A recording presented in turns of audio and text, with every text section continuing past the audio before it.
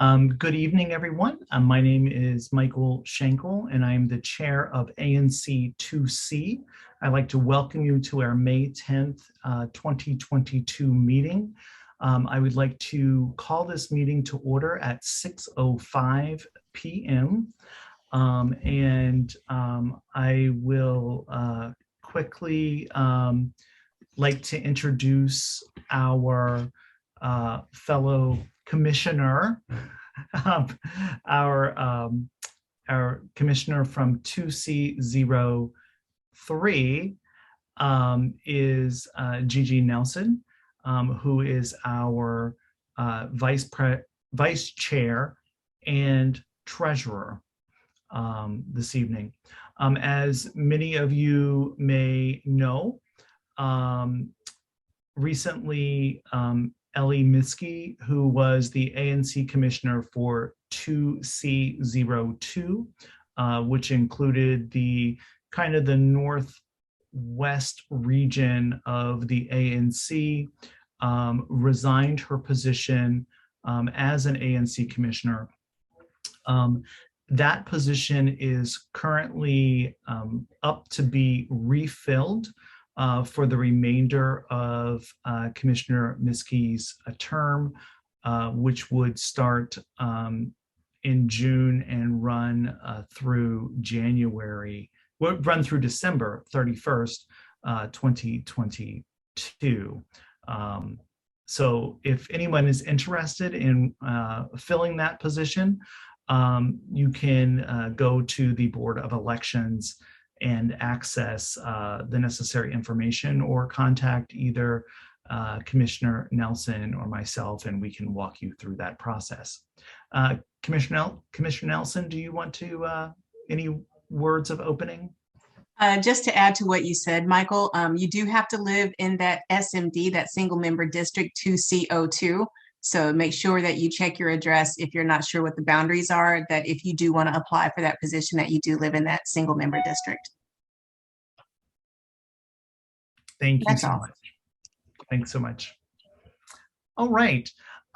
We have I hate to say it, a fairly light agenda this evening. I'm saying that facetiously because I know that this may turn out to be longer than anticipated. Just to review our agenda this evening, we would like to, we have some minutes to approve, an updated treasurer's report, just a quick update on Commissioner Miskey, who may try to join us this evening to give her farewells. We have asked the Ward 2 Mayor's Liaison to join us, as well as Ward 2 Councilmember Brooke Pinto to provide an update. We will have updates. I saw both from MPD 1 and 2 this evening. I saw both of our police officers on with us this evening. We do also have an update from DC Fire and EMS regarding fire safety. Under local events that impact the community, we have a discussion related to open streets, which will be offered by DDOT. We have two other activities. One is the Marine Corps Marathon, and the other is the Army 10 miler, which will both be coming up in October. There is an ABRA discussion that we would like to have this evening as well. I was also asked to put on the agenda this evening the proposal by DDOT regarding the scooters in downtown DC and use of the sidewalks. Are there any other additions or any items that were missed on the agenda this evening?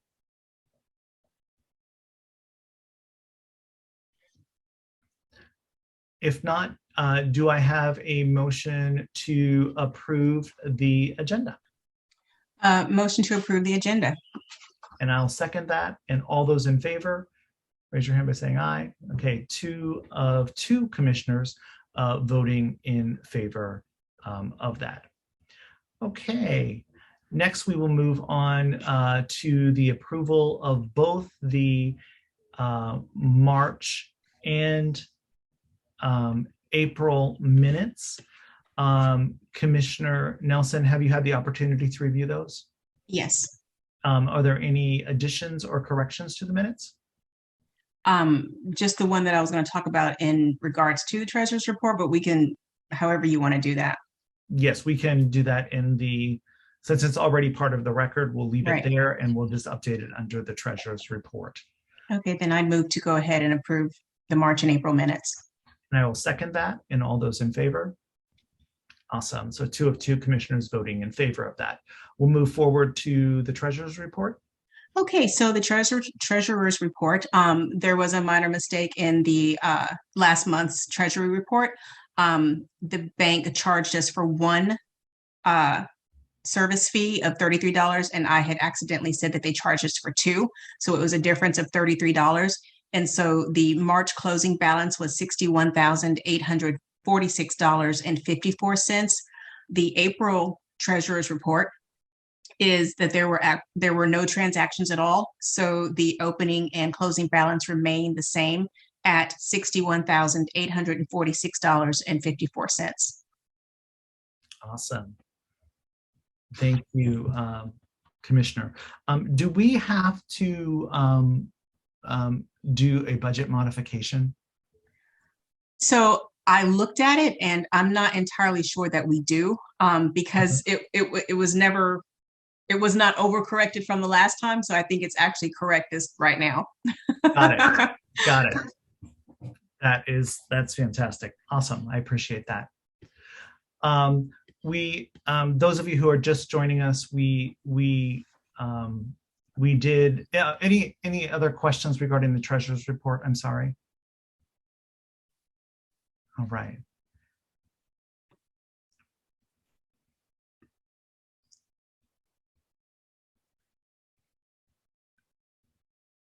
I see that we have a request in here. We can do our best on doing that for you this evening regarding 7th and F Street. So those of you who are just joining us, we did indicate that Commissioner Miskey did resign her position with the ANC. That position is now open and is available for someone to fill that position. As Commissioner Nelson was indicating, you do have to live in 2C02 as your ANC. And ANC commissioners are required to receive 25 signatures to appear on the ballot. And I believe you have, I believe it's till the 25th of the month to get your name in there, but I don't know that for certain. And I would highly encourage you to contact the Board of Elections if you're interested in filling that seat. We will move forward to community announcements. Is Julius on with us this evening, or anybody from the mayor's office? Yes, sir, I'm on. Oh, hi there. How are you doing? You didn't come up on my screen. There you are. Nice to see you. How you doing, Mr. Shankel? Good afternoon, everyone. I'm very good. And you? So I'm doing good. Can you hear me okay? We can hear you just fine. You're coming through loud and clear. All right. Can you, would you like to provide us with an update this evening? Sure. Well, I actually had a list of updates, but after going over the agenda and seeing who are the guest speakers for the night, I'm pretty sure because they're going to go over. So I'm not going to take away from their shine. So just to let everybody know, I'm settling into the position on Tuesdays and Fridays. You may see me out in the community. I'm still working on that K Street problem. Right now, they're kind of bouncing me around. Nobody want to take, responsibility, but I'm escalating it. So we're going to go ahead and get to the bottom of that. But other than that, glad to be here. That's great. And that's the K Street is related to the dumping. The dumping. Yes, sir. In the Got it. alleyway. Got it. Dumping, yes, thank you. Thank you for that. I appreciate you you leading that cause. No problem at all. For anybody that wants to get in contact with me or about any issues in the community, I'm gonna put my contact information in the chat, and I can be reached on the cell phone anytime. Awesome.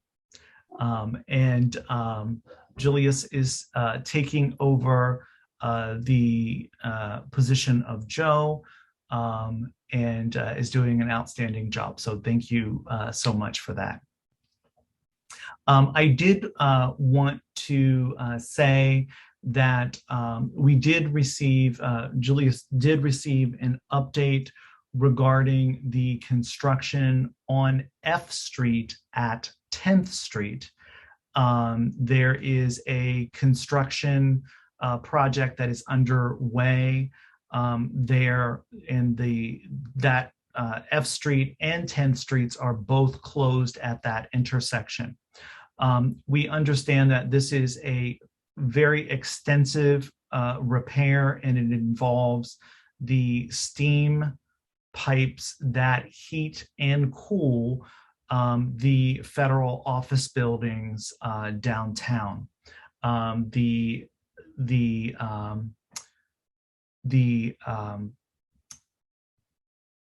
pipes in that area broke recently, and they are repairing those pipes in that area. It requires them to do some hand digging of the trenches, and they are quite deep in the roadways.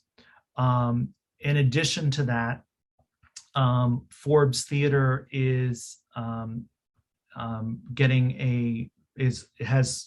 beginning renovations. Will begin renovations on their new building, which is right beside the building that is on the west side of 10th Street, across from the theater. And that requires them to also put the steam pipes into that building. They anticipate that this intersection will be closed through September of this year. So we are keeping abreast of that. We understand the concern that residents have regarding the closure of the intersection, but that is something that we're going to be living with for a little while yet. I will attempt to get an update at our next meeting to make sure that that is moving along nicely there. Any questions or comments for the mayor's office? Awesome. Well, thank you very much, Julius. We appreciate it. It's great seeing you. Thank you again. Great. And I would like to now call Brooke Pinto's office. And there's Ella. Hi, Ella. How are you? Hi, nice to see you. Nice seeing you as well. I am filling in for Victoria tonight, so it's nice to see you all after a little while. My name is Ella Hansen. I'm Councilmember Pinto's Legislative and Community Coordinator, and I have a few updates for you tonight. We had a big day today on the council.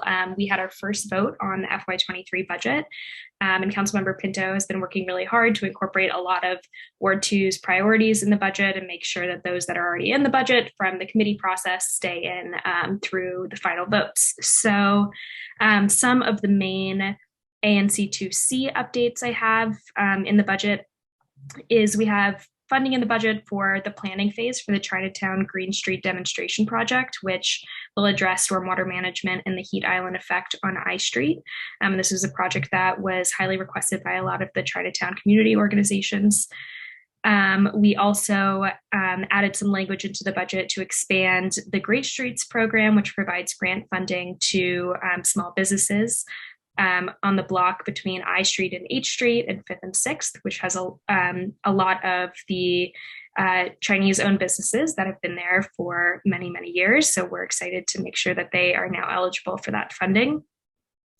We also work with the chairman's office to restore funding for the Open Streets program through the Office of Planning, which is activating a lot of the streets space downtown.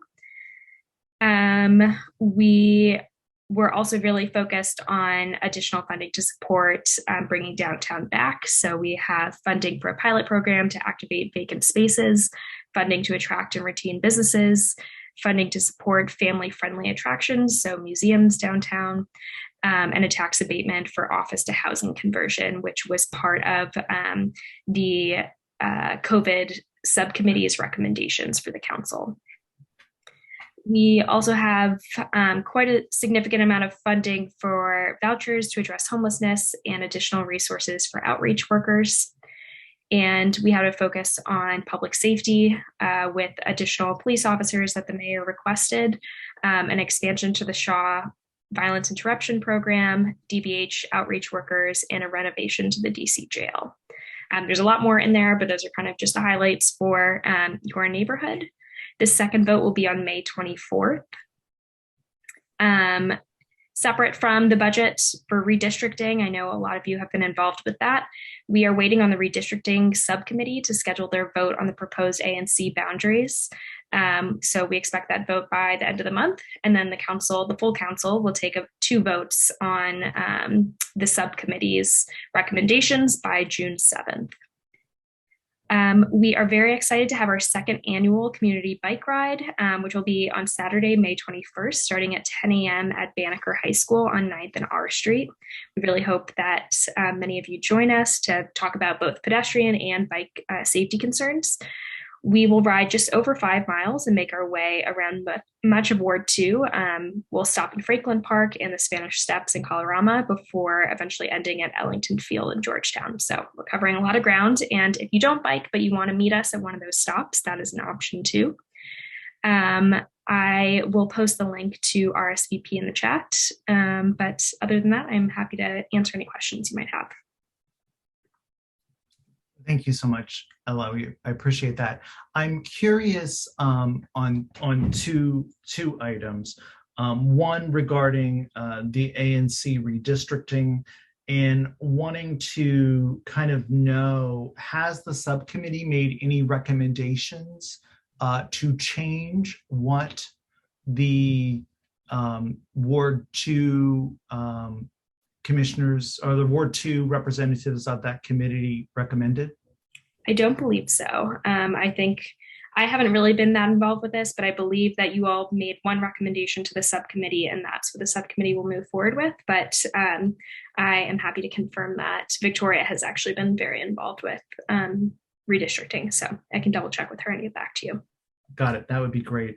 And secondly, well, I guess I have a third piece here. One related to the voucher program for homelessness. I have been reading a number of articles that have indicated that there are vouchers that are still not being put out by DHS, I guess, this year, that they're sitting there and not going to people who are unhoused. And I'm wondering what the council member is doing regarding that. Yeah, that's a really good question, and something we're really concerned about, because it doesn't matter how much money we put in the budget if it's not, put out the door. So a few things that we've been working on is just from an oversight capacity, when we have especially these major encampments where we, the city is now taking an approach where we're bringing a lot of different agencies together at one site and focusing on moving people into housing more rapidly. So we've been focusing on really watching that process closely and following up to make sure that folks are either getting moved into housing, or we also have Project Reconnect, where if people are here from another state, we have resources to connect them to their home state to go back and reconnect with family. So there's some part of this is an oversight role, but in the last budget as well, we included some language to make sure that there aren't roadblocks, like if you are experiencing homelessness and you don't have access to your some records, you shouldn't have to wait on your home state in order to get moved into housing. So we made sure that that is not an impediment to getting people into housing. So there's a few different kind of avenues we're taking to make sure that we can get people into housing more quickly. Got it. And if folks are not, if the agencies are not moving people into housing and they're holding these vouchers for whatever reason, would the council member recommend sending or taking a vote of no confidence on the leadership of that agency in addressing homelessness in our city? I haven't discussed that with her specifically, but I know in our oversight hearings and also in her ability to confirm or not confirm mayoral appointments, she is able to use that power to ensure that leadership is doing what they're supposed to be doing in our government agencies. Thank you. I appreciate that. And you mentioned a project on H&I streets in Chinatown. Could you tell us a little bit more about that? That you said that businesses and communities were asking for it? Yep. So there is a Streetscape Project that was actually initially proposed by the American Society of Landscape Architects. And at the time when they proposed this project, they had thought that some of the businesses along that street were going to pay for it, but that can be quite complicated and didn't end up working out. But we've met with them. This was something that was requested, like I said, by a lot of community organizations in the neighborhood. And we met with DDOT, and they said that they didn't have issues with the project. It just, when it was initially proposed, it was not brought to them. It was going to be something that, like I said, some of the developers in the area were going to pay for. So we're revisiting that project, and it still needs additional planning from DDOT, but we're really excited about what it could do to reconnect Chinatown to Center City and address some of the major heat island effects that we have downtown. Got it. Thank you for that. I appreciate that. And I see Commissioner Nelson, do you have any questions? Yeah, actually I did. Thanks so much, Ella, for being here and standing in for Victoria. My question is, you mentioned something about, I guess, grant funding for vacant spaces downtown or in this area. So I was wondering, could you speak a little bit more to that? And what are some of the ideas that they expect that money to be used for in these vacant spaces? Yeah, so this is a pilot program that provides bids, and I believe Main Streets as well, with grant funding to provide kind of startup grant funding to businesses that are going to be pop-ups in vacant spaces. Oh, okay. Yeah, so hopefully the idea is that if we get more pop-ups in vacant spaces, it's going to attract more foot traffic to the area, which will allow the businesses that are already there to be, be more successful over the years, and then hopefully encourage people to sign longer leases in those spaces. Okay. All right. Thank you. Yeah. And I also see a hand from Howard Marks. Yeah, thank you, Chairman Schenkel. I'm glad I was able to get on the call because there was a lot of problems, but I'm glad everyone was able to get on. Just two things. First, I wanted to give a shout out to Council Member Pinto. On April 27th, she held a town hall meeting in our building, which was extremely successful. We originally had hoped that it would be outside on our deck, but the weather gods intervened. If you remember that night, it was quite nasty. So we moved indoors. We have a community room. We had a very big turnout, lots of great questions. And of course, priority 1, priority 2, priority 3 is the noise issues, which seem to be getting worse daily. And so, and we really like the response on that issue. You also asked earlier to Ella about the status of the Redistricting Commission issues. So I'm on that commission, and Austin Naughton, who's the chair for the Ward 2, sent me an email yesterday or today saying the Office of the Surveyor, I hope I have that name right, I could be wrong about it, had some problems with the proposal for 2A, but no problems whatsoever for 2C. No problems whatsoever. So I wanted to pass that on to you. So I think we're in good shape. The the Washington Post on Sunday in the business section had quite a lengthy article, which featured, by the way, our building in color on the business page, talking about the conversions of office buildings to residences. And I think we will need to have a lot more study on that issue. We're very concerned that unless somehow special zoning is put into place for these areas that are converting, we're going to wind up with the same kind of noise issues in front of their buildings as we have. As long as we're zoned commercial, the district government won't really help us, unfortunately. So that's something that we really have to get together as a community to discuss. Thank you. Fair point. Thank you. Thank you so much, Howard. And we so appreciated your service on that very tedious, time-consuming, hopefully fun at times, subcommittee on redistricting. So terrific. Thank you. Any other questions for the mayor's office? Oops. All right. I'm gonna go ahead and move forward. And I'm going to call on, I can't find my agenda, stand by.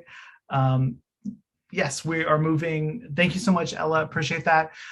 We like to, I saw Captain Darrow on from MPD1. Yes, hello. Hi, Captain, how are you doing? Can you hear me? Can't see myself. Yep. There we go. All right. We can hear you.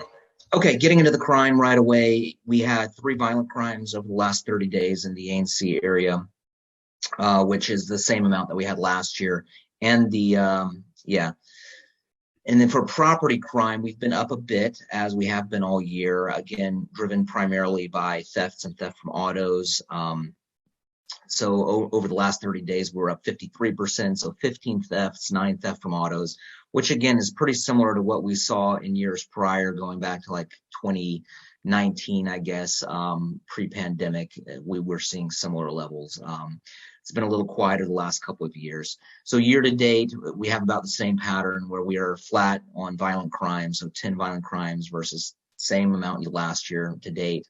And property crime actually up quite a bit. At the beginning of the year, we were up a lot more on property crime. So we are up over double on property crime. Again, petty theft. And we've looked at it. It's everything from retail theft, like bicycles being stolen, a little bit of everything. So it's not just one pattern that we're seeing. And then the theft from autos have, kind of rebounded a bit as well. And those, it's been sporadic with those. We've done some work with those, had some of our units, like our Chinatown unit, do follow up on the theft from autos. So we'll suppress them for a while in certain areas and they'll creep back up. But as you know, that's been a problem historically in the Chinatown area for us. But it's something we're keeping an eye on. What we're really worried about and focused on is the violent crime and also the narcotics activity, gun recoveries. We continue to do quite a bit of work there. We've gotten, I think, 2 or 3 guns in the last week in the Chinatown area from our Chinatown unit, and some narcotics arrests as well. So they are out there doing that work that we've asked them, and we've been pretty happy with the results. I can talk real quick about the particular violent crimes that we had. They were all robberies. So we had 3 robberies. One was on April 10th in the 800 block of 7th Street. This was someone using an ATM and then was approached by someone with a box cutter. The other was at 7th and Mass Avenue Northwest on April 27th. That was someone at a bus stop speaking on the cell phone, and the cell phone was snatched. And then we had one on May 5th. So just a few days ago in the 700 block of 6th Street. And this was a lady that was walking when she was pushed down by a youth, and who took her purse and broke the strap and took her purse, which was recovered. However, there was cash missing from it after that. So that's a brief overview. We continue, like I said, our deployment of the Chinatown unit, and we have the day work guys and the evening guys still. Our midnight officers that we did have both been out injured, unfortunately, for the last month or so. We are again facing staffing challenges. We continue to have, continuous, it seems, protest activity and various, national security events coming through. So we had Roe v. Wade. We're continuing to staff civil disturbance units for that, for the, kind of ongoing protests that are happening around that issue. And then we have the truckers coming again as well. So we're keeping an eye on that. So that has not been helping, but we've been making it happen, and we are maintaining a presence in the Chinatown area. That is it for me. Great. Thank you, Captain Doro. Commissioner Nelson, do you have any questions for Captain Doro? No, thank you, Captain Doro. Thank you. I do have a hand up from Liz Gardner. Hi, thank you, Michael, and thank you, Captain Duro. I was just hoping if you could share a little bit more info on how the department is managing the property thefts. Specifically, one of the auto thefts in the past 30 days was me. I submitted a report online and never received any kind of follow-up. So I'm just curious if you could maybe share a little bit about how the department is addressing these and working to prevent future ones. Understanding completely, of course, that violent crimes certainly are more important than having things stolen out of vehicles, but just curious if you could share a little more info on that. Sure. This was a theft from autos, so something stolen out of your car?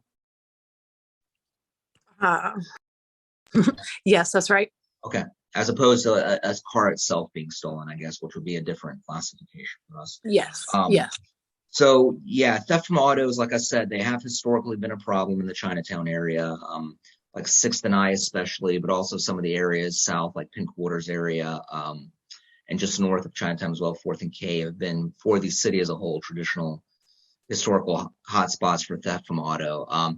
They are very difficult for us to address. I'll say that from a preventative standpoint, because you have fairly experienced actors that are, targeting these cars, and they generally pick their time and place to do it. And they have a pretty good return on their efforts. Usually out of the reports that we see I haven't looked at them in a while, but back when we were really seeing a lot, it was about 10% of all cars they broke into, they were getting pretty good electronics out of. And like I said, because of that, because the enforcement and prevention efforts are so difficult for us and very manpower intensive, they have a pretty good chance of getting away with it. I think our closure rates traditionally have been around 1%. So we make an arrest in about 1 out of every 100 theft from autos. And even when and I'll say this too, another part of this, that even if they are arrested, it's a very minor crime and they don't face any kind of, jail time usually for it. It'll usually be probation or time served that they, are sentenced to. So those are kind of the problems. So what we always have asked is, to help with preventative efforts, not to leave items, valuables in cars, obviously.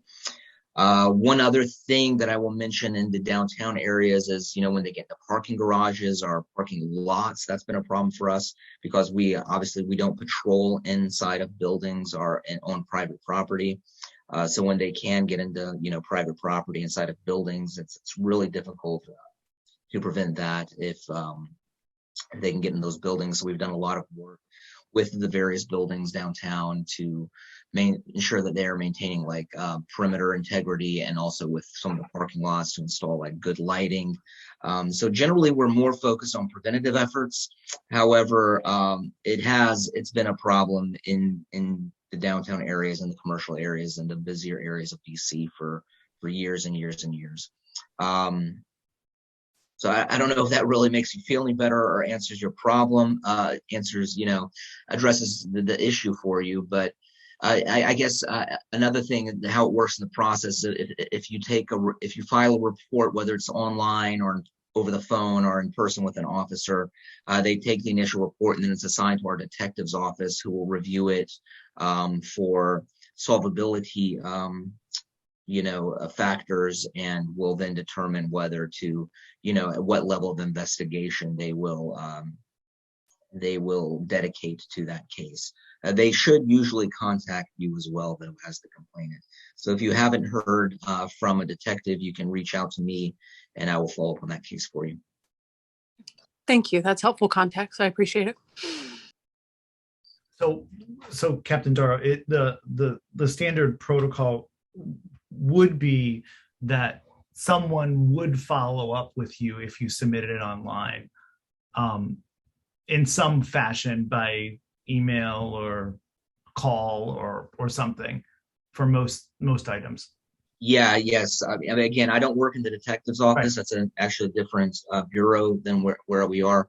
They are in the same building as us, but yes, someone should at least give you a phone call to check in with you in that case. Yes. So that hasn't happened. Please, I just shared my email, so you can shoot me an email and I'll follow up on your case. Right. And Joel has put in the chat, I don't know if people have seen this, the extra MPD presence on I Street in Chinatown is much appreciated. I also see, Howard, you have your hand up as well. Yeah, thank you, Captain Duro, again for your service. Just a couple items. We did have some sort of vandalism at our commercial garage. Okay. And we put up posters. One of the residents of our building who garages or keeps his car in the garage was very concerned. So we got some MPD auto theft posters, and we posted them in our elevators going to our garage, commercial garage. Secondly, very concerned what you mentioned about these gun arrests in Chinatown. Mm-hmm.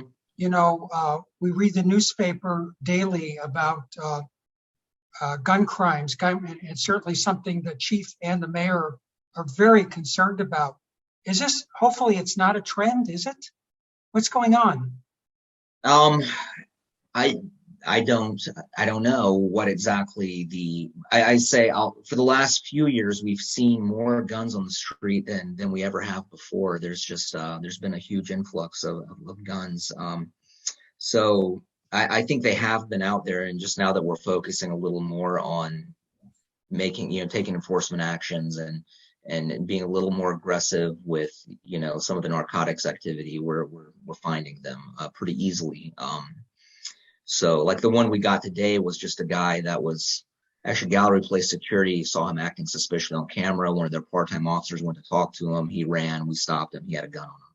I mean, so it's just, but he wasn't someone even that was on our radar as far as like drugs or anything. He was just, someone from Maryland that was passing through. So yeah, unfortunately there's a lot of guns out there. I know you've seen the chief talk about it. There's an unfortunate amount of gun crime happening, an unfortunate number of juveniles with guns in our community. So across the board, it's very much of concern and a focus for us. We take it very seriously, and we're doing what we can to get them off the street. Thank you so much for that. I just want to pull in, before we go to our next question, I just want to pull in Lieutenant Hamlin. I hope I got that right. For you, if from MPD2, if you want to provide your update for MPD2, that would be much appreciated. Yes, good evening, Commissioner Shanklin. Hello, everybody. It's good to see a lot of familiar faces. And Captain Duro, how are you? I don't want to kind of reiterate a lot of the stuff that Captain Duro went over, and we're 2D, so we border 1D, and we have a lot of the same issues. And we've had the same trending crime where our property crime is up to about 44 for the year, for the last 40 days. And it's definitely up from last year with all the, the COVID restrictions last year. People are coming back into the city. We've had 3 violent crimes as well. One was at 12th and Penn. There was another one at 15th in New York. And there was another one at Thomas Circle. The one on 15th and Thomas Circle, those were ADW guns. There were arrests made and guns recovered. And the one on Pennsylvania Avenue was a robbery. And I don't believe there's been an arrest in that yet. But my email is also attached I sent it in the messages. So if you have any questions or you want any more details on any of those or any other issues, certainly send me an email and I'll get it to you within, a 24-hour period usually. So, and that is our focus, is the violent crime. We do try to pass a lot of flyers out from theft from autos because we know, and I've been the victim of theft from auto myself. So I know how that invasion of, your privacy feels. And it's even more frustrating that you can't confront the person that did it. So I do understand how frustrating that can be. And that is something we do take seriously. And, Captain Durr is definitely right. With the theft from autos, it's very hard for us to close those cases. It's probably about 1%. And a lot of times that 1% is, officers just happen to pull up on the person in the midst of doing it. And that's how they usually get caught. So we are definitely out there. We have definitely stepped up our numbers. And Commander Bedlian of the 2nd District, he's definitely always trying to think ahead and plan ahead. And we're also having the same issue with CDU and all the events going on in the city. So, but our officers are getting it done. They're tired sometimes, but they do get days off. So they do get rest in between, but we are still out there. And of course we're here. If you guys need anything, just let us know. Great. Yep. Thank you. Commissioner Nelson, do you have any questions for Lieutenant Hamlin? I don't, but I thought I saw a hand up before. Thomas, I thought he had his hand up, but it looks like it's down now. But Thomas, did you have a question? I did. I was just going to ask them. I was going to ask the officer, what happens to people caught with a gun? Are they also released, or do they face different punishments? So I think, and then Captain Durr obviously can speak after me if he has any other input, but it depends on the circumstances. So it depends whether or not, do you legally possess that gun? Because, you can legally possess it in the city, you can legally possess it from another state. And even though we don't recognize that will be something that's considered, when you go to court the following day. It also depends, were you carrying it in the commission of a crime? And if you were, what type of crime was it?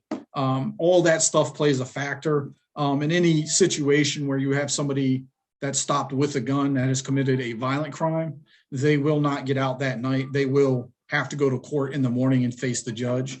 And then whether or not the judge holds them at that point, again, would depend on the circumstances. The more serious the circumstances are, the more likely it is that the judge will actually put a hold on them and keep them in jail. And again, the attorneys will get involved and they will have to figure that process out later on. But initially, most of the time, when you get caught with a gun, you will spend at least one night in jail. Yeah, some other factors are, for example, if you're a felon, there's a higher penalties for felons that are in possession. And those are taken a little more seriously. Your criminal record in generally will be looked at, and the decision on whether or not to prosecute by the U.S. attorneys or whether to hold you, whether you have any cases pending, whether you're on release for anything. And then also, there's some other charges that go along with that, like extended magazines, which we run across a lot, are a separate charge. So there could be additional charges that would, add up to, more serious case, basically. Getting a little into the weeds, we also passed a consent search law in D.C. last year. And I don't know if there's any lawyers in here, but basically it raises the threshold for consent searches beyond the constitutionally mandated voluntary consent to a knowing involuntary consent, which is a pretty significant change for us. And for example, I worry that the arrest we had today, for example, where the officer initially approached and said, "Hey, you're acting, this guy was acting weird." So the officer came up to him and said, "Do you have a gun on you?"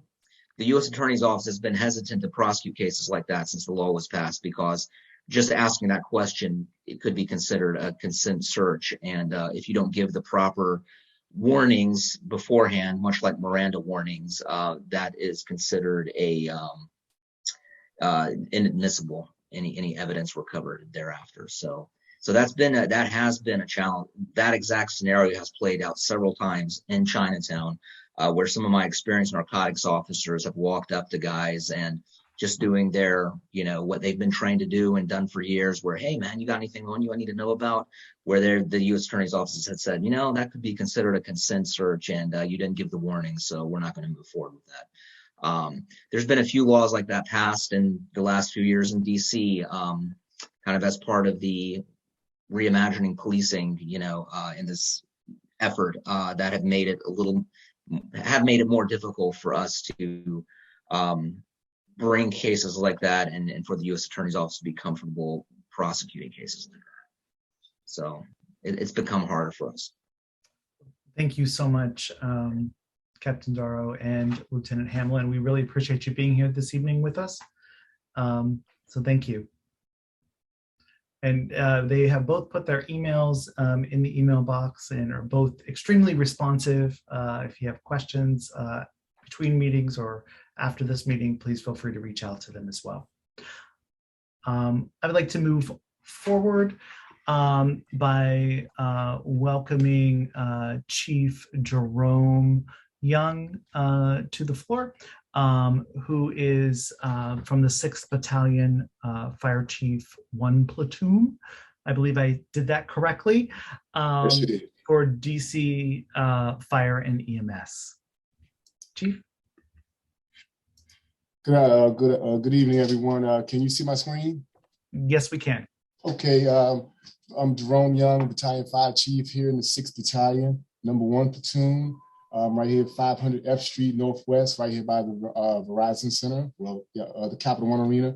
And I basically serve the area of your ward, consisting going all the way down to Virginia, to the Virginia line, going back to up as far as Florida Avenue, and going northwest as far as North Capitol. So today I'm going to go over a few things with you all. Since the summer's here, it's getting warm and everyone's ready to get out.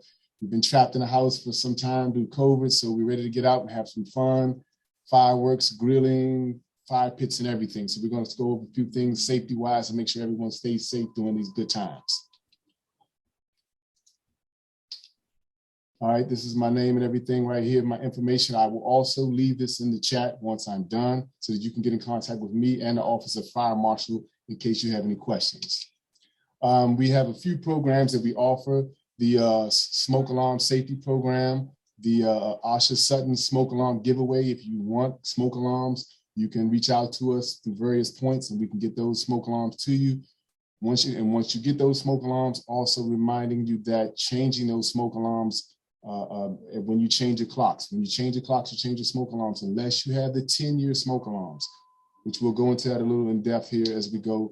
The smoke alarms, they're a giveaway. We can come in and we can install them for you. And if we do have a major fire in the area, we will canvass that area and install smoke alarms the next day, along with literature that we pass out to the community. This is the smoke alarm giveaway program. You can reach out to the Fire Marshal's office at 727-1614 or fims.fireprevention@dc.gov. This program was brought into conception due to a tragedy that happened off of Minnesota Avenue, Southeast Washington, D.C. So to memorialize her tragic situation, we implemented this program.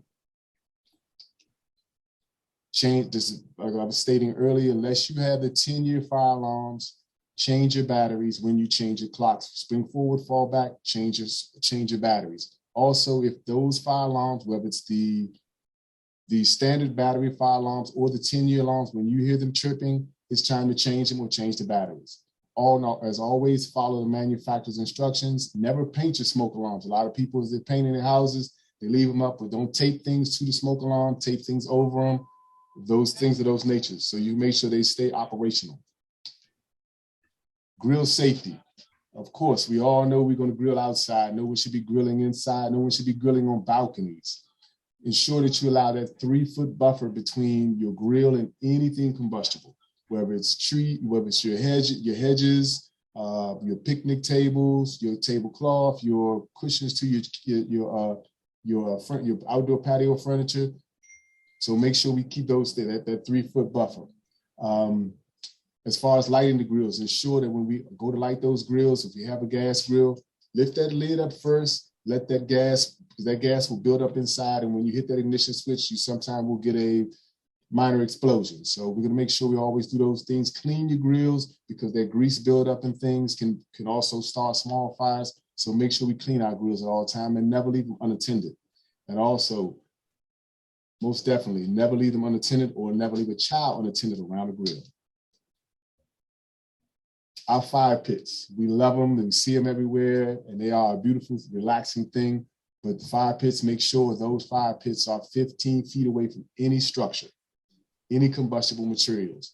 Make sure they're on a non-combustible surface, like concrete or grass area. With the grass area should be rocked out so that it does not allow for the grass to catch fire during dry times. And make sure, as always, the manufacturer's instructions, make sure we follow those things. Make sure when we're finished with our grills and our fire pits, make sure we expose of those materials properly, put them in a metal can, a metal burn can, or some type of metal structure, so that they don't spread and start fires. Home safety. You gotta have a home escape plan. Practice your plan. First of all, get a plan. We have this literature here at the Fire Marshal's office that you can obtain. We can get that out to you, or you can reach out to us so we can advise and help you put together a plan for your family. Practice it with your family. Set up an escape route. Set up a meeting place. And as always, when the fire alarms go off, or there is a danger and you have a fire in your house, please don't go back in. We get people a lot of times that just feel that they can go back in. It takes seconds for fire to spread. It takes even less time for the smoke to spread. And most of our fire-related deaths are smoke inhalation versus fire itself. So make sure once you hit a fire alarm, get out, meet everyone at the meeting place. And we are a aggressive department, so we're going to get there. I'm sure you see us up and down the streets all the time. We're going to do our best to get there and ensure that your safety. Fireworks. 4th of July will be approaching. We're going to have fun with the fireworks. A lot of things to make that I want to make sure we touch the bases on. Make sure we only purchase and utilize legal fireworks. Do not purchase fireworks from anyone outside of their car, out of a bag or anything. Make sure, if you're not sure if that firework is legal, you can go to our website or call the fire marshal's office, and they will advise you if that firework is legal and can be used in the district. No firework in the district that you should be utilizing should shoot up in the air or should have a flame that goes about more than, I want to say 9 feet. If you have any questions at any time, right here's the contact information. Like I said, I will put this information in the chat. For any questions or concerns you have, I'm here at the office, I do shift work. That's what earlier when we were talking about number 1 platoon, we have 4 different shifts. I'm on number 1 platoon, so I work every 4th day, but a battalion fire chief will answer the phone and be able to help you with any questions or concerns you have.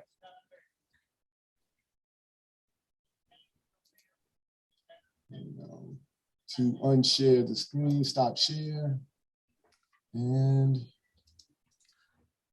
thank you very much, Chief Young. I really appreciate you being here. I think this is the first time that we have had someone from DC Fire and EMS with us, so we do appreciate that very much.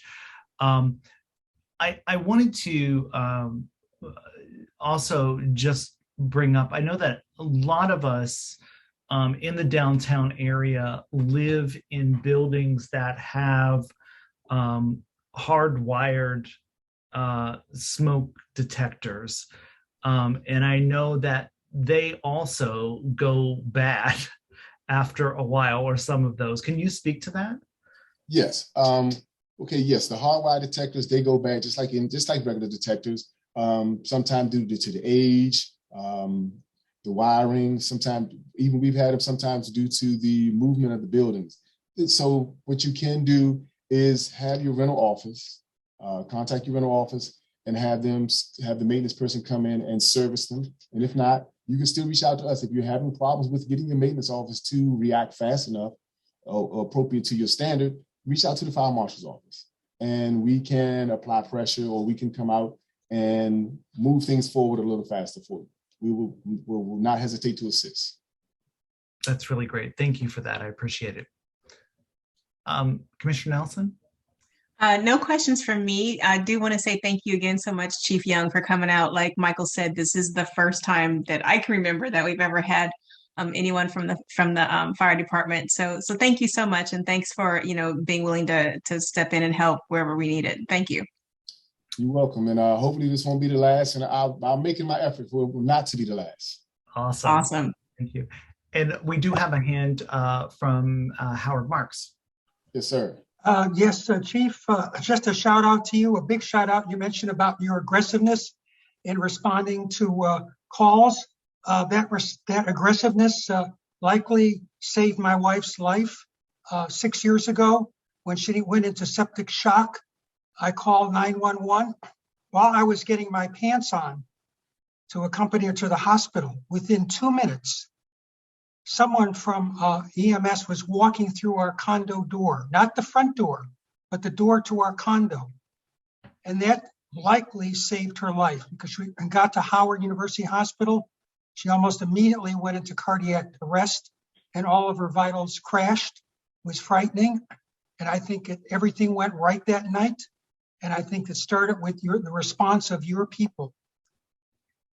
I'm glad things went great. Thank you very much for allowing us to be there. Glad we could be of service. And then one more question, and that deals with barbecuing on balconies. Many of us live in condo buildings with balconies, and sometimes people, hopefully they won't use a Weber grill, but they use the so-called hibachi. I hope I'm getting that right. The smaller type grills, what's your view on the use of the hibachi type grills? If it's, well, they have the electric ones. We recommend electric ones, but any type of open flame on those balconies is not something that we recommend at all. That is something that is against code. So we would encourage people to use the electric, or they do have the non-flammable, non-flame usage grills. Those grills, yes, but anything with an open flame, no, we do not. Charcoal, propane based, no, we do not. Thank you. Thank you so very much. We appreciate that. We really appreciate you being here, and thank you so much for your service to our city. It's a very admirable and dangerous job, and we appreciate you taking the time to be here with us. You're welcome. Thank you very much. Thank you. We'll move forward talking about local events that impact the community, and we would like to invite our friends from DC DDOT here with us this evening to talk about the Open Streets initiative, which is coming up on June 4th, which would involve the closure of 7th Street from Florida to Pennsylvania from 9 a.m. to 3 p.m. And I think we have Andrea with us this evening. Hi, I'm Andra. I am accompanied today with Carolina Buitrago. She is also in the meeting today. She will be helping to answer questions at the end of the presentation. So let me just quickly switch gears and share my screen. I do apologize in advance. I have 2 very active cats right now that are kind of visiting between the office room and the living room. So if you do see a couple of cats making a show in the back, I do apologize for that. Hey, it's all the fun of having to do this stuff from home. Right. All right, so let me just switch to presentation mode. All right, can everyone see the screen? We can. Great. So we are DDOT. We are going to briefly talk about the signature Open Streets event that's going to take place on 7th Street Northwest this coming June 4th. I'm Andra. I'm a transportation planner here at DDOT. Carolina Buitrago is also on the call. She is our Open Streets program manager. And for the 7th Street Open Streets event in particular, we are partnered with the Downtown DC bid. They are helping us to do everything from event planning to helping businesses provide activations for the day of. So I'm going to keep our presentation as brief as I can, given that it's so nice out and I want to make sure we get through everything on time. We'll quickly talk about what Open Streets is in general, especially for people who are not really aware what this initiative entails. I'll cover some benefits of Open Streets, and then I will dive into the day of event details, as well as some confirmed programming that we have planned for 7th Street. I'll also cover briefly how people can access the event as well as detours, and then Carolina and I will be happy to answer any questions that you may have. So what is Open Streets? Essentially, Open Streets seeks to reimagine streets to prioritize people over cars. It is a global initiative that offers communities the opportunity to experience city streets in an entirely different way. What we do is temporarily close roadways to vehicles to provide safe spaces for walking, biking, skating, scooting, and all kinds of other social activities, as you can see in the pictures to the right. We provide easy access to recreation and a lot of health-oriented programming. Things like fitness and exercise classes are very common on Open Streets. And we also promote local economic development by helping to support businesses that are located on the route. So for 7th Street Northwest, about 1.6 miles will be closed to cars and open to residents and visitors to safely walk, bike, skate, and scoot, and all of the above. There will also be lots of programming. So people will be able to participate in a range of different programming, different activities, different classes. And then, of course, they can have the chance to support local businesses by visiting and checking out what businesses are located on the route. Many of these businesses will provide activations of their own, different kinds of programming, as well as specials for the day of. And of course, you can buy and consume so long as transactions happen indoors. So some benefits of Open Streets. Open Streets provides protected road closures so that residents and visitors can freely enjoy the public space associated with the street. There are obviously health benefits as there is opportunity to ride and play in the street safely. There are economic benefits as people are allowed to discover local businesses along 7th and then benefit from day of specials and other associated activities. There is environmental benefits. People come out and you get to learn about alternate modes of transportation. Obviously, we remove cars for a certain number of hours for that day, so that results in less pollution and enhanced public space for the duration of that event. And then, of course, there is opportunity for community and community building. So this is very much a community building event where people can come and connect with others in their neighborhood and discover all of the amenities on 7th Street. So specifically for 7th Street Open Streets, the event will take place on Saturday, June 4th from 9 a.m. to 3 p.m. On the right, you can see the extent of the Open Streets route. It begins at Florida Avenue to the north, and it runs through Shaw and Chinatown and ends in Penn Quarter at Pennsylvania Avenue. So people of all ages and abilities are welcome. Again, the streets will be open for people to bike and walk and enjoy all kinds of programming. Some other details about Open Streets. There's absolutely no cost to attend the events, and all activities that are present are free. If possible, we encourage people to walk or ride to Open Streets. 7th Street will be closed to vehicular traffic from 7 a.m. to 4 p.m. to ensure that there is safe setup and tear down, and of course, for the duration of the event. Courtesy tows will begin at midnight on June 4th. The event will happen in rain or shine, so that's the beauty of Open Streets. It doesn't really matter what the weather is going to be like outside. People can still go out and use the street. Like I've mentioned before, Open Streets is prioritized for people of all ages and all abilities. We definitely encourage people to bring their entire family out to come and enjoy the event and all the programming. There will be water stations and designated bathrooms along the route. So there will be porta potties throughout the 1.6 mile route. And also some businesses will be designated as public bathrooms as well. So there'll be a combination of both.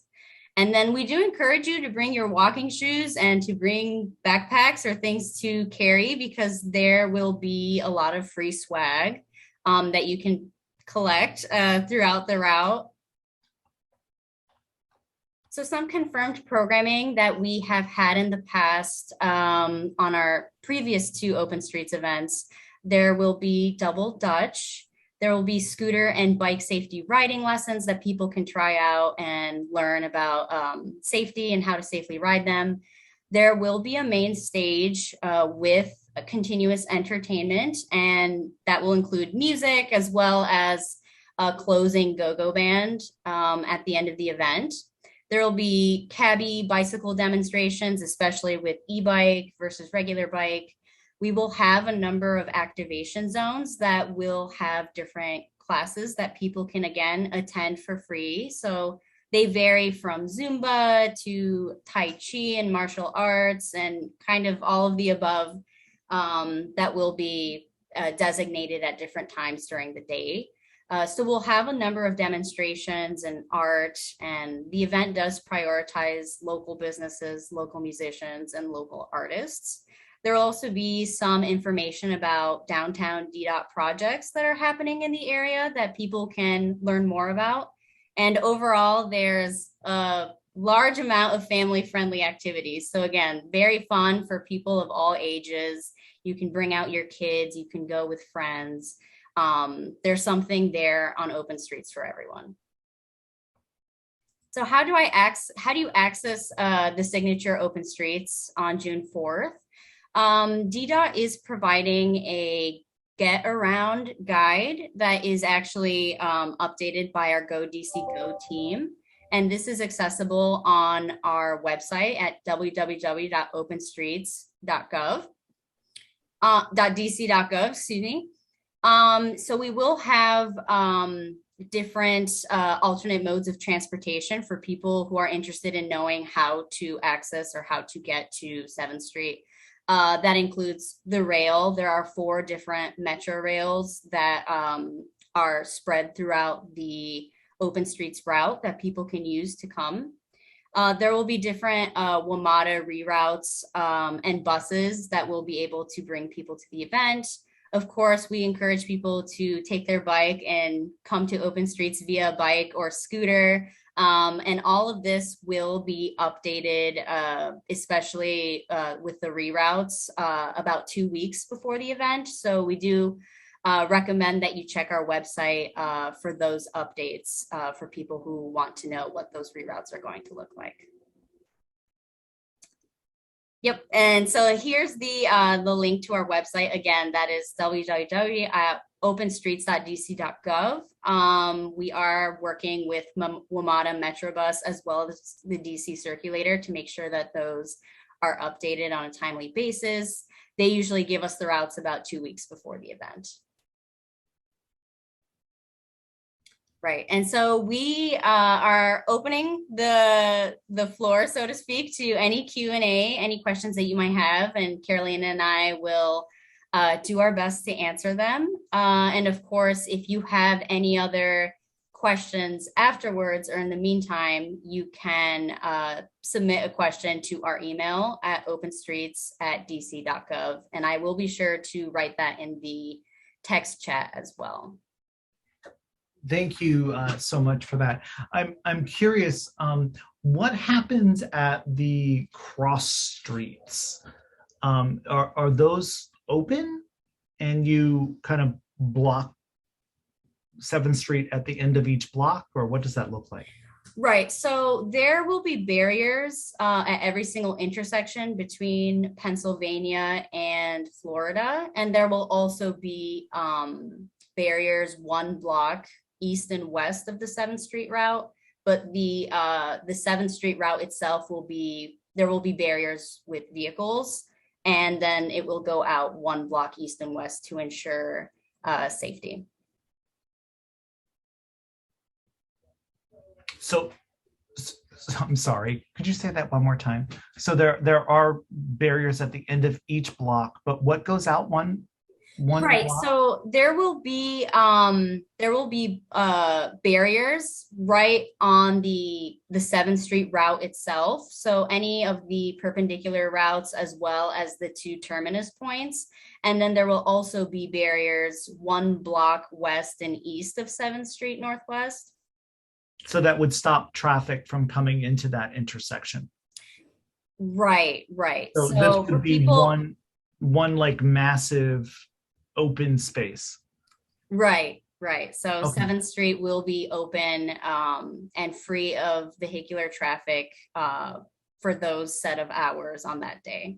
And the perpendicular streets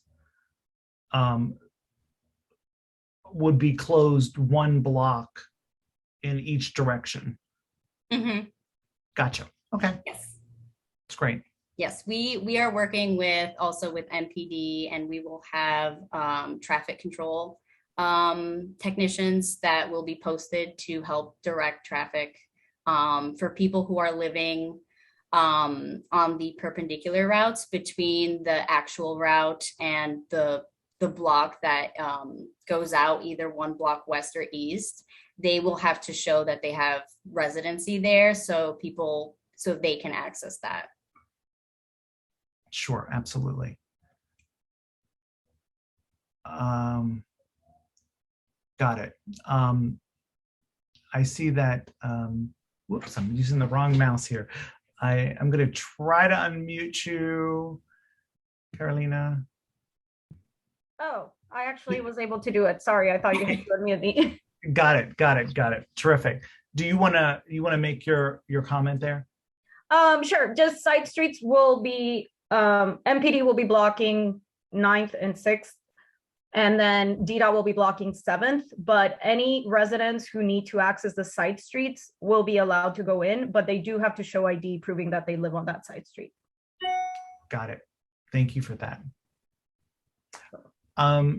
Commissioner Nelson? No, I don't have any questions. Thank you.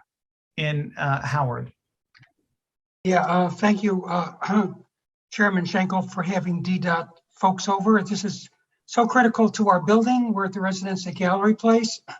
We have 300 people that live in our building who are very dependent on access, not only to transportation on 7th Street, but also to emergency vehicles, as we heard just a moment ago from the fire chief. And also for deliveries during the day. So I just want to be totally sure of what you're saying, because I'm a little bit hazy about especially blocking the what you call perpendicular streets. So if that's the case, does that mean that, say I'm at 6th and H, that I have to either go northbound to Florida Avenue and then come around, or go southbound to Pennsylvania and then come around? I'm not quite sure. That's a very lengthy territory you're talking about, 1.6 miles. People are sometimes have urgent business. Could you just clarify that for me? Yes, that is correct. When DDOT started this project in 2019, they were trying to do soft closures to allow traffic to continue through Georgia Avenue. That was our first event, the signature event, and that one's 3 miles long. And MPD said absolutely not for safety reasons. I do know WMATA is trying to make the case for a soft closure on H and 7th because it has a bunch of buses, some of the busiest lines, but that will depend on MPD. And from our conversations with MPD, that is not going to happen. So the idea of all these meetings and the community outreach that MOCA and MOKers have been supporting us with is to let people know that there will be traffic that day and to be able to prepare, and you have almost a month to be able to do that. However, if there's a specific intersection, like the one you mentioned, can you repeat what that intersection is? And I will definitely bring it up to our bosses. Well, I mean, clearly, we would definitely side with WMATA. 7th and H is huge. I think they have 2 or 3 bus lines that go down H Street. Some of them are very important to seniors and to elderly and to people of color that need that access to that metro station, Gallery Place, Chinatown metro station. I'm not quite sure what's going to happen to these people. These are people who live, who are very much involved in jobs in the restaurant industry, hotels. And what you're saying is they're not going to have access to work. It's not that they could like schedule ahead of time and tell their boss how they would find out anyway, even if they found out. You know, this is going to cause us serious problems. And I know you're working with the downtown bid. So I definitely would urge a soft opening there, especially at 7th and H. I think that's really critical. So that's point number 1. Point number 2 is, how are people in our building supposed to get deliveries that day? We are working on having PUDOs pick up drop-off zones. If you recommend a specific location, we can definitely get a PUDO for that location. So how about the address of our building, right in front of our building, 777 7th Street? So that makes it a lot easier for you. You don't have to start shopping around. Just allow delivery vehicles, Brown or FedEx or Postal Service or different types of vendors that come through here on Saturday. It's a very busy day, that they allowed access to our building. That's very important to us. Yes, we understand, but there are absolutely no motorized vehicles except emergency vehicles. There will be the 20-foot fire lane throughout the route and on all side street in case an emergency vehicle needs to go through. As far as deliveries, we can get you a pickup drop-off zone on one of the side streets, which would be the closest to 7th, but there will not be any motorized vehicles on 7th. And what do you mean by a pickup zone? It's a designated area for parking for delivery, like a loading zone for that day. Right. And so exactly how close would this be to 7th and H? We could try to get it on H, 7th, like between 6th and 7th on H. It would be on a side street, not on 7th. Okay. Well, obviously we're very, you know, it's not up to me to argue. This is certainly, that's something that I'm sure that Chairman Schenkel will want to talk to Council Member Pinto about. This is really a serious issue that could cause a crisis in our building. You know, so Howard, I think what she said is that the expectation is that, you know, now that we all have this information, that we can take it back to our buildings and let them know so that they can make arrangements for either the day before or the day after. If this was going to be more than one day, I might share your concerns, but I think for one day, I think that we can all sort of manage a workaround. Okay, so Commissioner, we'll agree to disagree. Okay, I like you as a commissioner. Fair enough. You've made a tremendous contribution to the success of the ANC, but I'm the vice president of the condo board. I'm fighting for 300 people in our building. Okay, and I'm an avid bicyclist. I biked up to Tacoma Park, Maryland today, and I loved it. You know, yes. And so we probably need to go ahead and move on because there are other things on this agenda. So does anybody else have any other questions?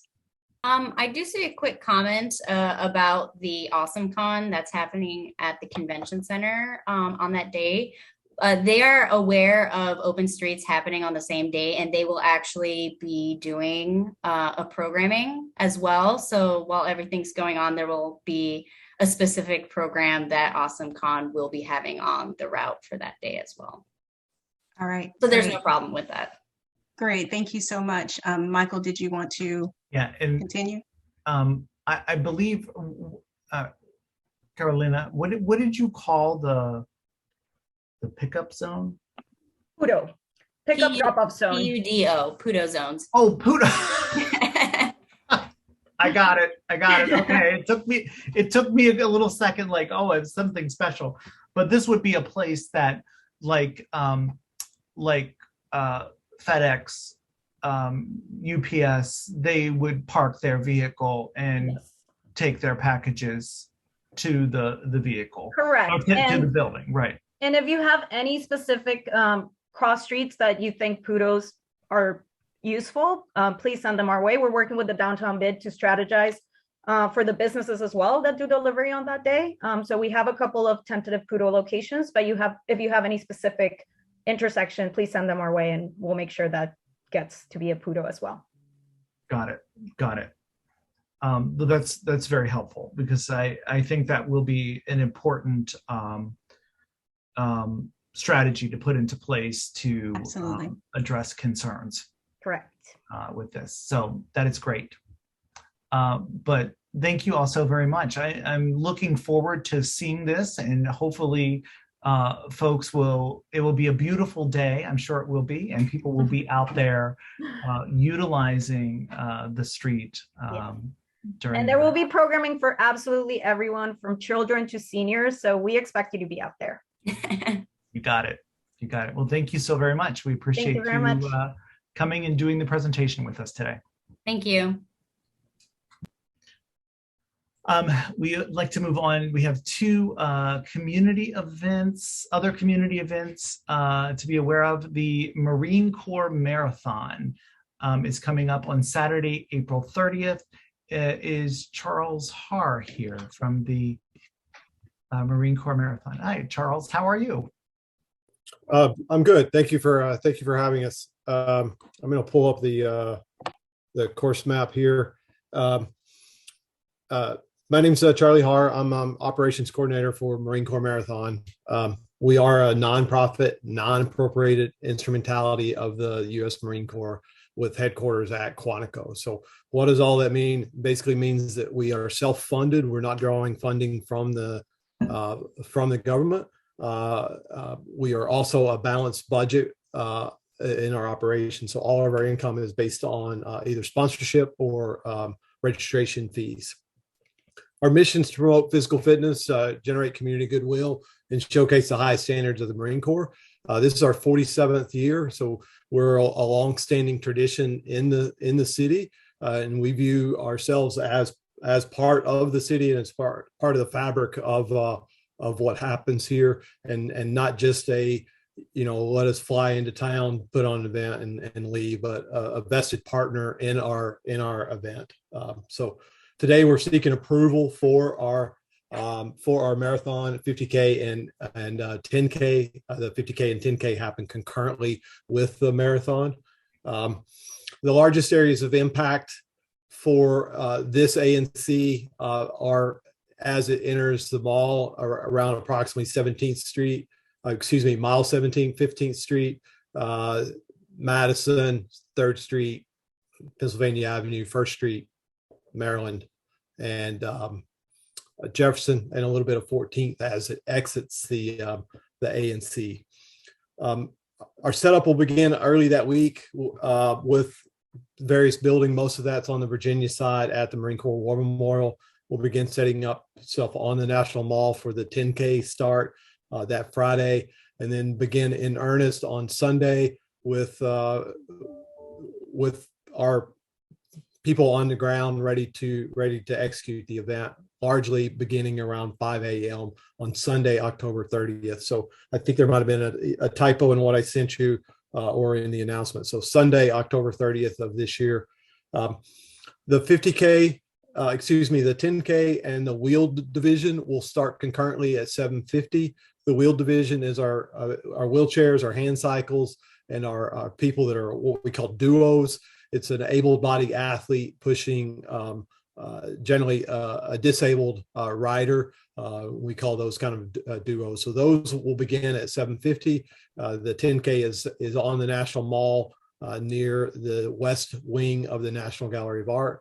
And then at 7:55, our marathon will start. Our 50K starts at 7:15. I failed to mention that. It will largely follow the marathon course with a little bit of additional distance in along Canal Road and ANC 3D. We anticipate the first athlete entering your ANC around 8:37. That would be a wheeled athlete, aside from the 10K. And then our first true runner probably around 9:30.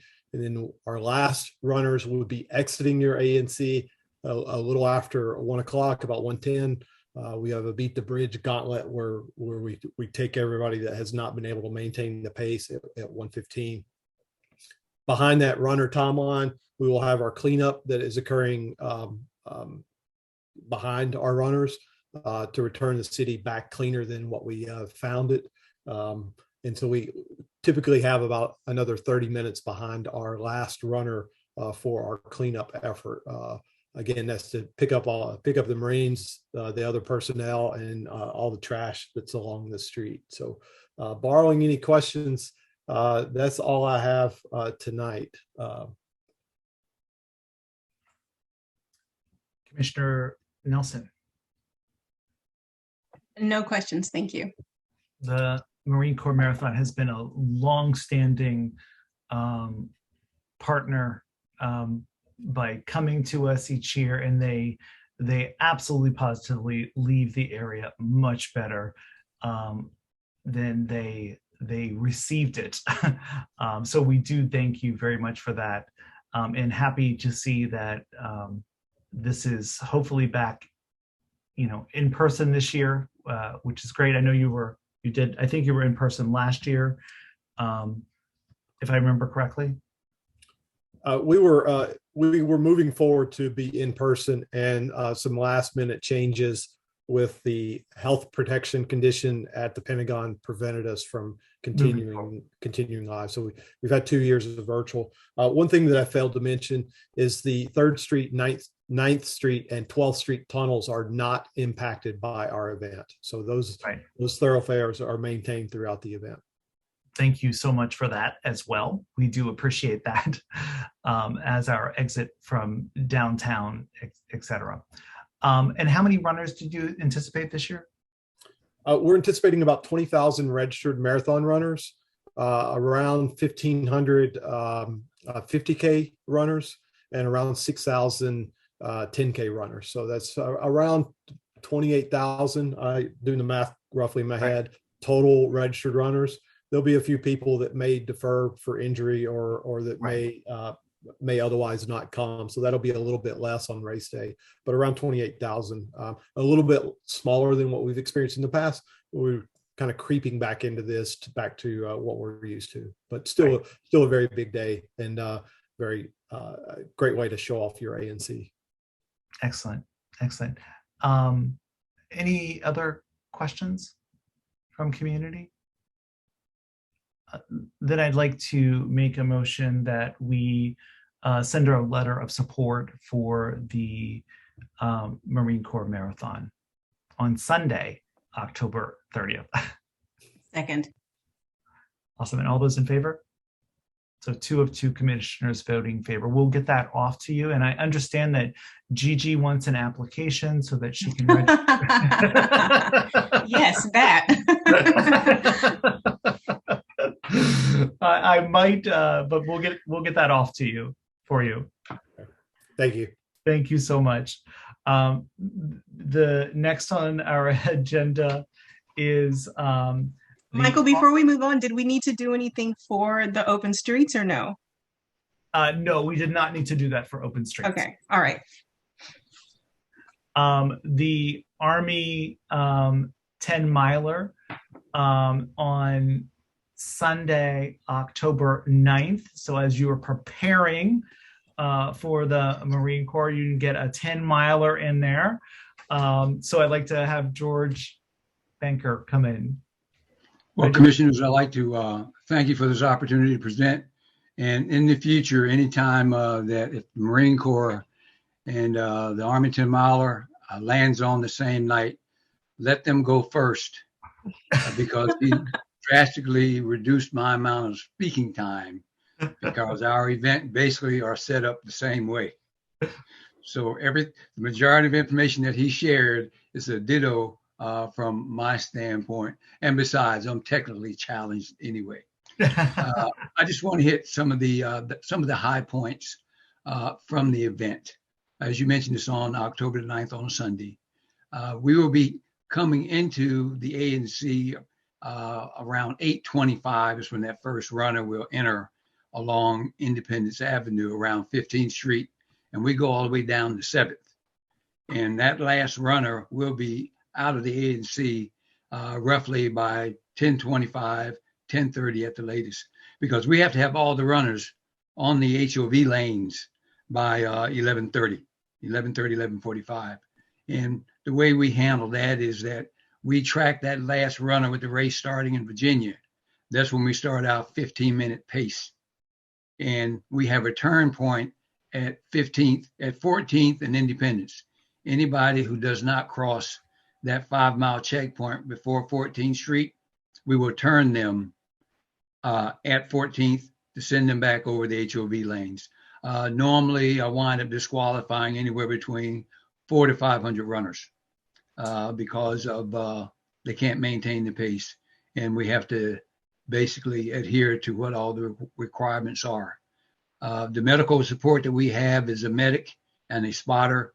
The medic has a portable AED that's every half mile from the Pentagon, from the start, all the way back to the finish.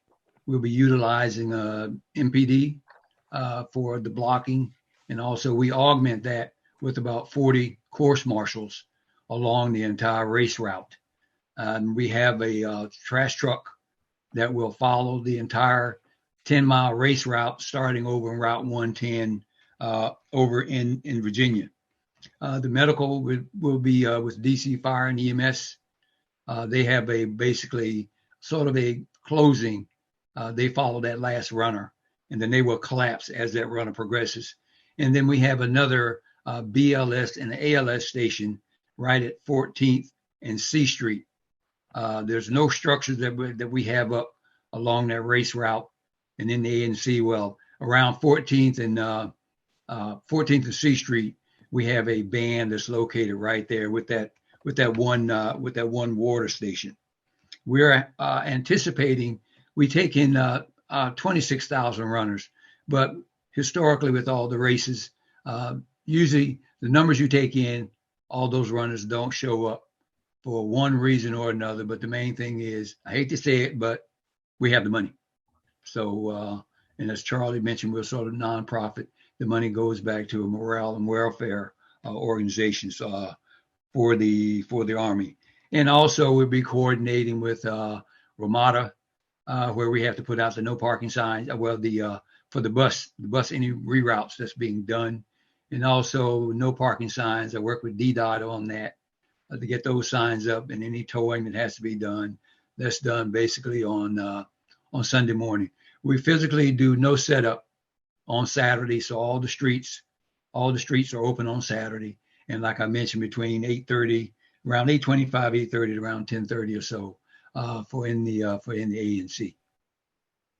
I think that's about just some of the high points. And just one other mention with COVID. Basically, we're going to be following whatever guidelines that the city imposes. Not only we have to follow from what the military, the medical, and we have we'll be having a medical, what we call a tabletop exercise, where our lead planner, we get all the medical providers together, and they will go through a various scenario. And we do the same thing with the law enforcement, and then we have a joint tabletop where we have law enforcement and medical, and we go through a scenario to where we engage both parties to say, okay, if an incident should happen, who's going to be doing what? So that way we don't get any surprises and that everybody is on the safe page. Because the main things that we have progressed over the years is looking at the safety, security, and the medical, not only with the runners, but with the community and with our staff personnel as well. I could go on, but I'll stop here. And if there are any questions.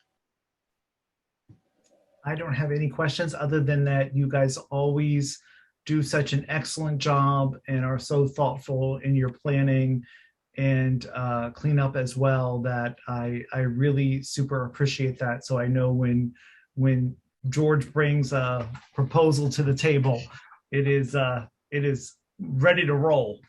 Well, thank you. Well, you leave me no choice. You have trained me well. There it is. I am only as good as you make me. How's that? There it is. Oh, there it is. Gigi, do you have any questions? No questions. George, always good to see you. Any questions from the community? All right, then I would move that we send a letter of support for the Army 10 miler. Second. And I'll second that as well. All hands up. Two commissioners voting in favor of that. Thank you so much, George. We'll get that letter off for you as well. Okay, thank you very much. Awesome. Have a good evening. Have a great evening as well. All right. Next, we have an ABRA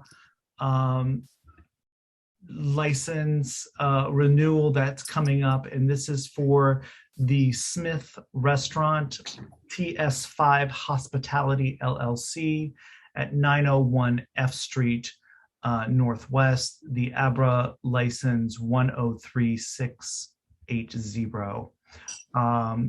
I put this on the agenda this evening because there has been numerous challenges with the restaurant staff employees in this alleyway. Both this restaurant and Succotash, which is next, a little bit down from this restaurant, that are continuing to park in the alleyway and block the alleyway, creating a very hazardous situation. We have approached the restaurant on numerous occasions and asked for that to be mitigated, and it has not been done. And I would like to recommend that we file a protest against the Smith for their impact on the community, on the effects of the establishment on peace, order, and quiet, including noise and litter provision, and the effect of the establishment upon residential parking and vehicular and pedestrian safety. Are there any questions, or Commissioner Nelson, do you have any questions? So a little bit. This is the first that I'm hearing about this. I guess it's something that sort of just happened. No, I mean, in terms of the protest, in terms of this is the protest being filed. Yeah. So I know you said that you or previous commissioners have asked them on numerous occasions to stop parking in the alley. I guess. I mean, if you really feel like this is the best way to proceed, I mean, you've been doing this for a while, so I'll certainly go along. I'm wondering if there's anything else that we could try to resolve it before we do that. And maybe everything has already been exhausted. Yep. We have a hand up. Adam. Hi, Adam. How are you? Very nice good. to meet you all. This is my first meeting. Hi, Adam. Probably, as you know, I am the vice president of operations for the Smith Restaurant Group. The meeting was brought to my attention today, obviously because of the protest. I would like to speak on this, and everything you're saying is things that are being brought to my attention in the moment. So I forgiveness if I'm found unprepared. But all I can speak on is that, in all of our locations, we formerly had 2 in DC. We unfortunately closed one during the pandemic. But we've been at F and 9th Street since 2017. And in our locations in New York City, which is where we are from originally, we understand that and acknowledge that the relationship between a neighborhood and a restaurant or a bar or whatever is one that is fragile, and it's one that we take very seriously. So if there has been activity or behavior that has not been in line with what the neighborhood needs, it's something that I would like to, remedy. We are very happy to be part of the Penn Quarter neighborhood. We're going to be there for a long, long time. And we want to be the best neighbors that we possibly can. And I promise, if you look into our track record, we're not, we don't really encourage bad behavior in our restaurants by our guests or our team members. So the parking thing that you brought up, I feel confident that I can remedy that. The litter and the noise, I haven't, those are things that usually come to my attention when they are incessant. And I understand that, that restaurants are sometimes, they breed these kind of behaviors, but ours usually do not. But when they do, especially with outdoor dining, as it's become more prevalent in DC, it's something we're more sensitive about, but nothing that we do not want to try to be good partners. Absolutely. I appreciate that, Adam, very much. These are the statute provisions that I would be recommending the protest occur with. And I would be very happy to speak with you in more detail about this problem that we have encountered. We have approached the managers of the restaurant on numerous occasions. Employees have blocked both the alleyway, preventing garbage trucks from coming in and out, delivery trucks from coming in and out, residential garages from being accessed. We've had all kinds of challenges. We had a fire that occurred in one of the buildings. The fire department could not access that. They had to run hoses through the maze of cars that were back there. And no one seemed to be responding to anything that we did associated with this. So I'm really glad that you're here addressing this. I know that the protest the protest deadline is tomorrow.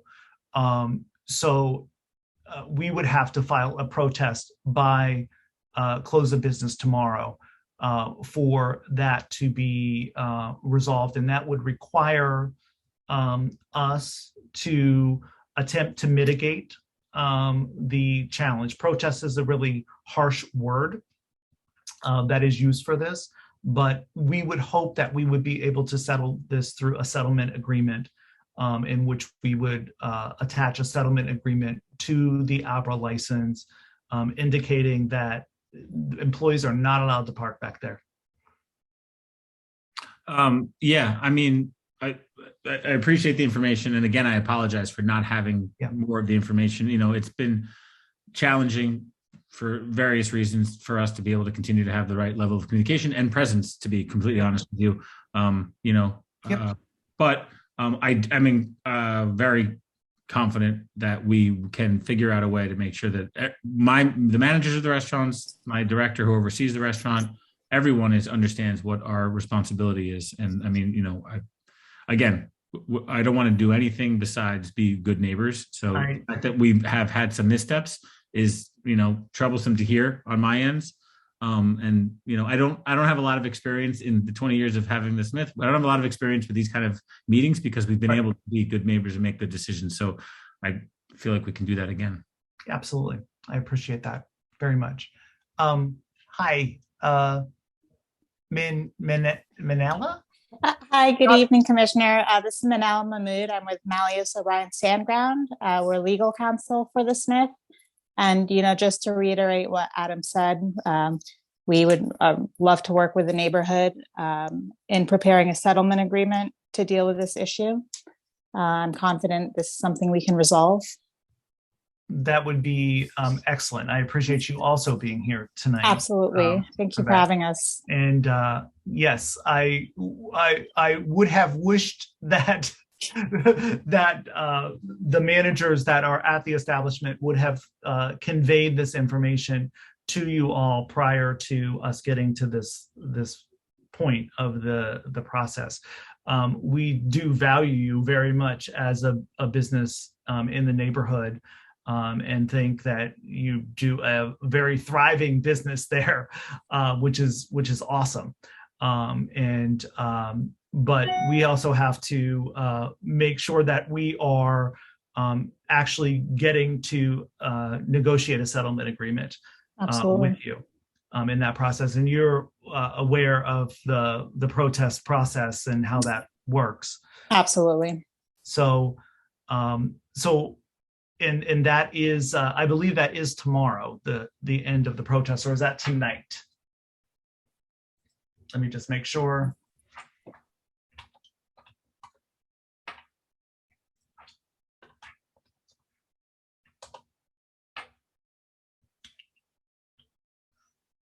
Yeah.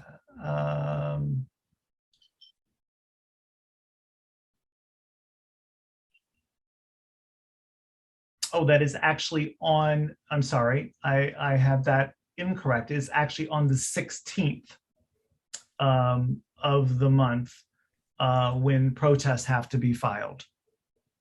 I thought it was, tomorrow. But I would love to work with you in the meantime to attempt to mitigate and resolve that. Yes, that would be great. Got it. That'd be great.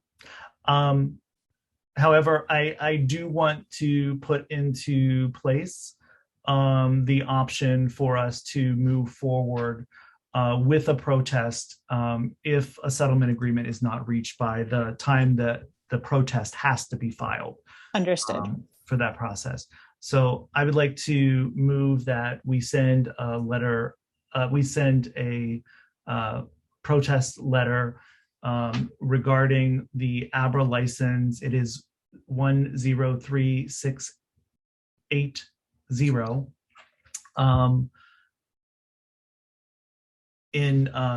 Sorry, let me rephrase my motion. It's terrible.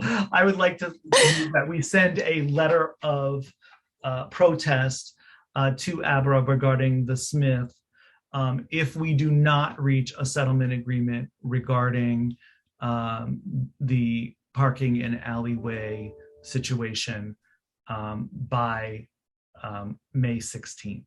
I can second that. Okay. Can I, is it okay if I ask a question just because I want to make sure I understand? I'm sorry.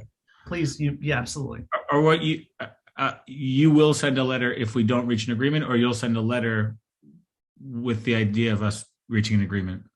I will not send a letter if we move forward to trying to reach an agreement by that time.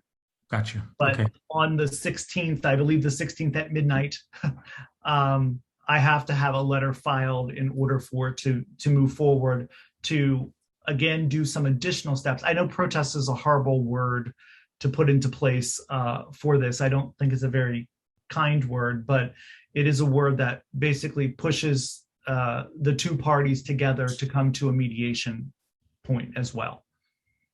Understood. So if you guys do, if you're able to come to an agreement, then we wouldn't have to take that additional step of writing the letter to ABRA. Yeah. We would ask ABRA to attach the community settlement agreement to the license as we move forward. Thank you. Sure. Thank you for the question. Gigi, I believe you seconded.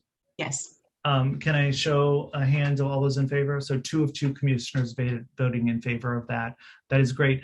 Can you all put your emails in the chat for me or email me? Yeah. I'm happy to put mine in the chat if you'd like. Whoops, I'm using the wrong mouse here again. Oops. And I'm sorry if how do you pronounce your name again? It's Manal. Manel. Yes, perfect. And we could talk about it, but like I also included my cell phone number because again, like if there's non-responsiveness from the restaurant, then people should feel the ability to call me directly so we can help address things. Got it. Thank you so very much. I really appreciate you all being here. And Thank you so much, Commissioner. I appreciate it. And I'll be in touch. Okay. Absolutely. Take care. We have one other piece, well, just as an update for you, Commissioner Nelson, tomorrow is the ABRA hearing regarding Ultra Bar on F Street, right down the street from there. That hearing starts at 10 a.m. tomorrow morning. We are extremely close, I believe, to reaching a settlement agreement. So maybe that will happen in the next several hours, that we can stop that from moving through the hearing process, but we are prepared to move forward with that. Again, I will be bringing forth a motion for a protest for Succotash, the restaurant beside the Smith, down a couple doors, for the same issue regarding the parking in the alleyway. And thank you for your question about attempting to mitigate this. We have approached the establishment. We've talked to the managers, the assistant managers. We wrote letters to them. We talked to them after the fire. When did that fire happen? It happened last June, I believe it was. June, July, somewhere in that zone. Maybe it's the fall that it happened in. But very scary situation, and several cars got damaged because the fire department had to pull things down on top of those cars. Looks like we have a question from Thomas. Yes, Thomas, go ahead. Oh, just wanted to clarify. Were you talking about the alley that's behind the Ventana or next to the Ventana condos?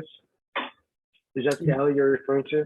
No, it's a small alleyway that is between F and G streets. Right. It's McGill alleyway, and it goes back in there and does a little zigzag back in there. Behind the library? No, it's one block. It's a little bit further down from the library. Yeah. Do you know where Ella's Pizza is? Yes. Yeah. Next to that? It's right next to Ella's Pizza, right to the north of that. Okay. Thank you for that. We do have one more item of business this evening, and that is related to scooters in downtown. And Howard, do you want to talk to the scooter issue? Yeah, thank you. Thank you, Chairman Schenkel. Some of you know, I started my own organization, Take Back Our Sidewalks, several years ago to help put controls on the use of e-scooters, dockless e-scooters. And the e-scooter industry has grown exponentially here in the district under the control or lack of control of DDOT. And I wrote an op-ed piece for the Washington Post that was published, basically about how pedestrians, like pedestrians here in Chinatown, every day are terrorized by these e-scooters going at a very high rate of speed on very narrow sidewalks, and causing a lot of anxiety, especially by seniors, and also for people who are handicapped. When they're left laying on the sidewalk, they're a tripping hazard. So I wanted to urge that the our ANC join forces, so to speak. A friend of mine up in Ward 3 has written a letter to DDOT urging several things, but the one that really focuses on us, so to speak, and this is in regard to a proposed rulemaking by DDOT on what they call shared fleet devices, is to require the e-scooter industry to proceed with demonstrations. They already have the technology where they could prevent e-scooters from operating on sidewalks.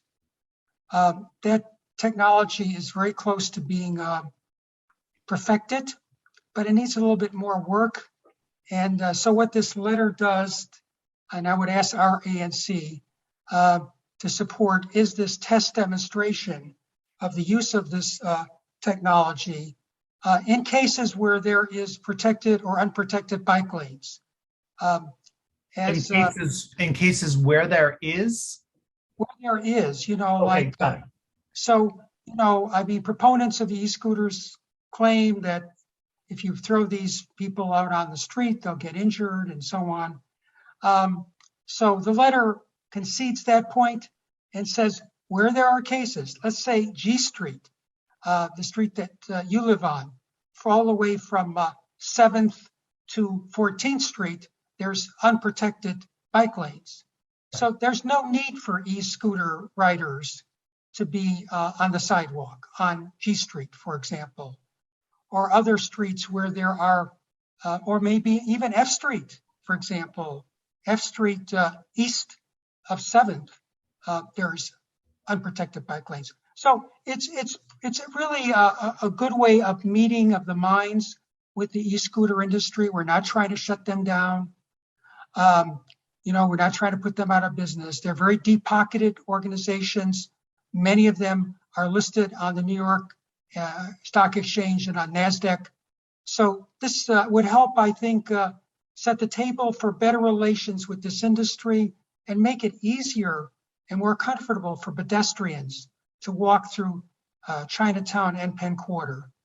So I urge that the ANC write a letter similar to this, or take excerpts from it, or write the, or copy it as you see fit.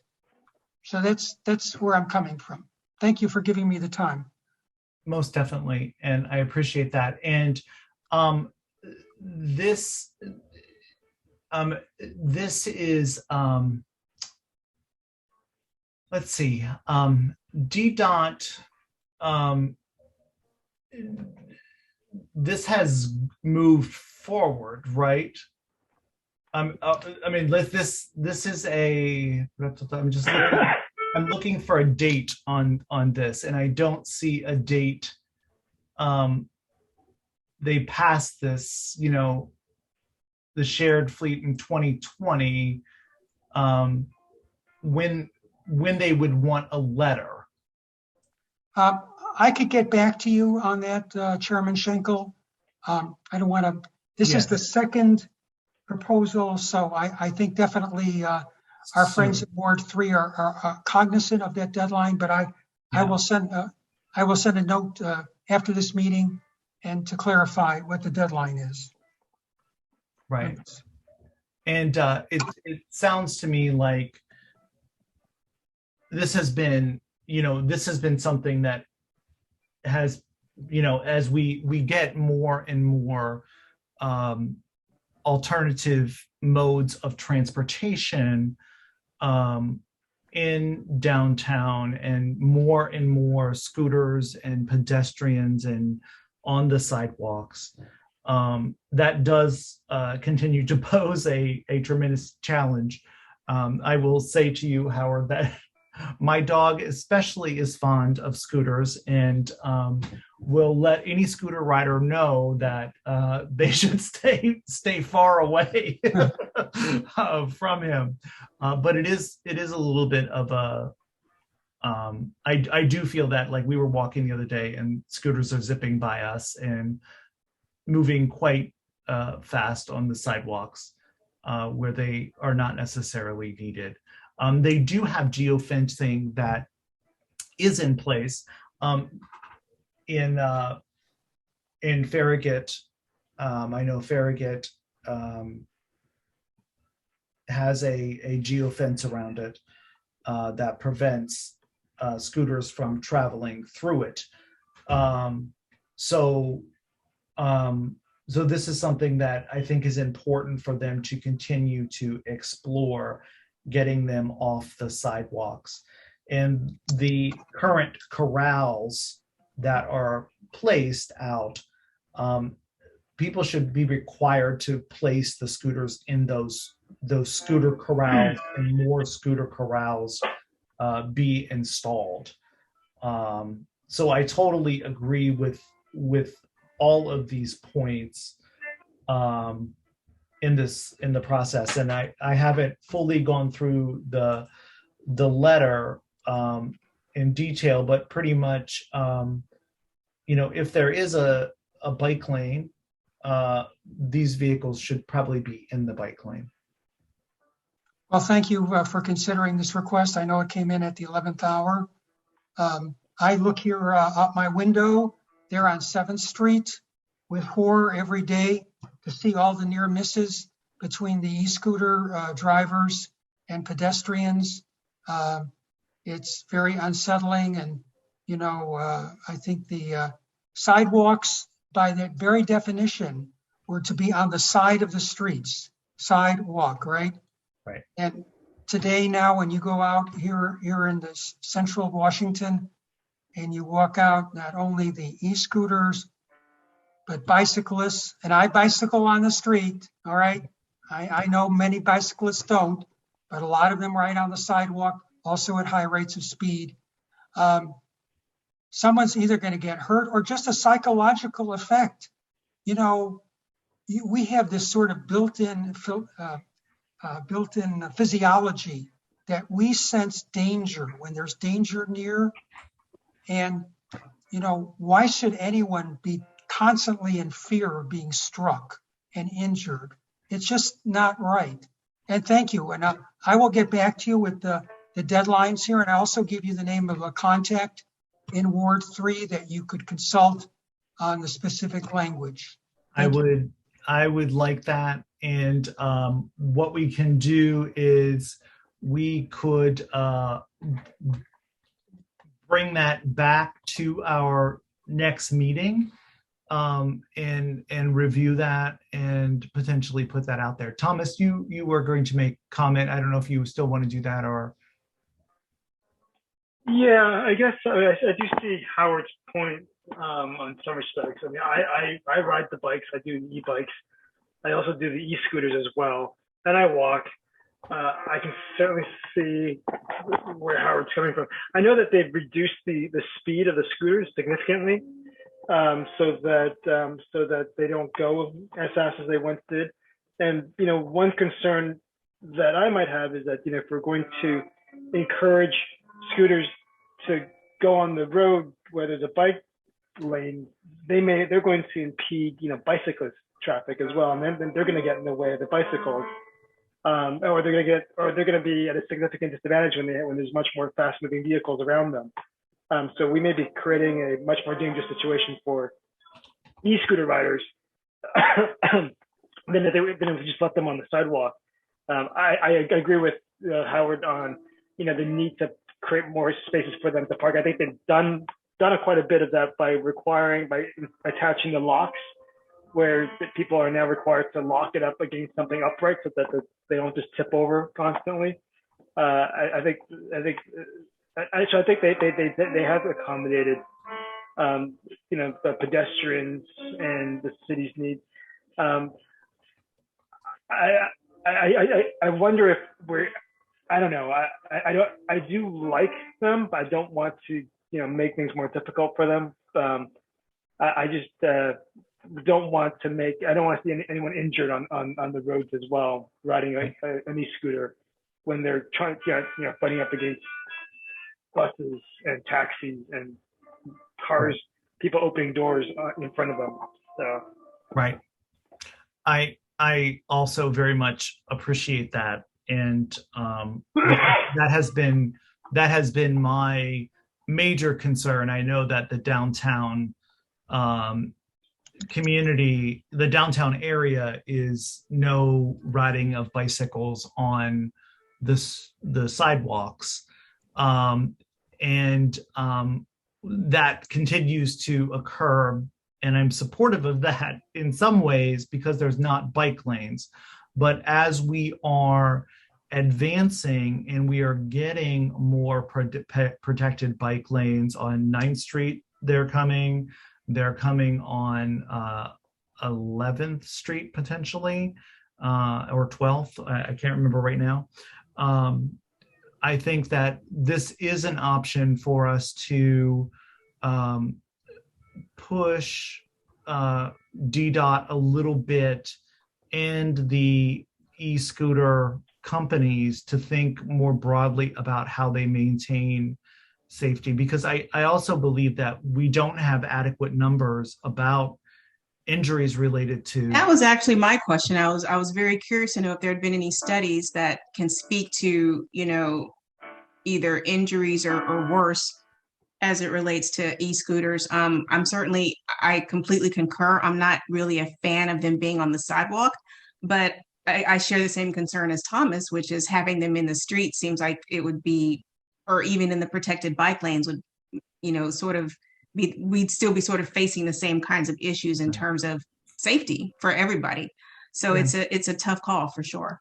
I actually have found, Thomas, I also ride the e-scooters, and I would actually prefer to ride them on the street than on the sidewalk, because I don't want my fillings to fall out, because you get on those sidewalks, especially on a brick sidewalk, and you're constantly like vibrating with them. But I always found that when I do ride in a bike lane, and I try to, when there is a bike lane available, a protected bike lane for sure, I find the bicyclists go faster than I do. In many cases, that they are passing me in the bike lane, which is perfectly fine, than me trying to pass them, because the scooters have been slowed down tremendously. I feel like at times that I could walk faster than the scooter. You probably could. I've never been on one. Yeah. But I do believe that we should consider this definitely. Let us work on this and bring this back to our next meeting, and we can have a more thoughtful discussion on how we put that out to DDOT. Howard, does that work for you?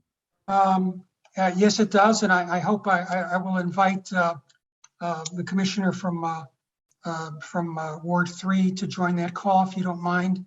Please, that would be great. And he would explain. He's part of our working group on e-scooters, and in terms of Gigi Commissioner Nelson asked a very great question. We want the scooter companies here in the district to keep those statistics on injuries. They're not required to now. We think that's important. There was a study that was done in Israel recently, which documented a significant number of injuries caused by e-scooters, not only to pedestrians being struck, but also to the riders themselves who are untrained. I see tour buses dropping people off here in Chinatown, and young people, after sitting on the buses for long periods of time, are antsy and they want to do something. And they see these scooters and they get their credit cards out, and next thing you know, and they're struggling. Most of the accidents occur by novices who get on the scooters for the first time ever in their lives, and they're in trouble. They're in over their heads. That's why I was so happy to see that DDOT in the Open Streets program mentioned that e-scooter training will be part of the itinerary or the agenda for Saturday, June the 4th. Yeah. I wish that too would be mandated, that DDOT be involved with a training program. Mm-hmm. So thank you for considering it. I will be back in touch with you regarding this question. And His name is Chuck Elkins, Commissioner Elkins. He's very well known in Ward 3. He's one of the best commissioners I've ever met outside, of course, our own group. Thanks for that, Howard. I appreciate that. So we'll table this until our next meeting, but we'll continue to work on developing something, and I'll read through this in much more detail. And I'll talk with you, Commissioner Nelson, to move that forward as well, or to come up with a proposal for that. Sounds good. There is, hi there. I would like to add one more a small agenda item. Since Commissioner Miskey did resign, we do have to move the position of secretary to one of us.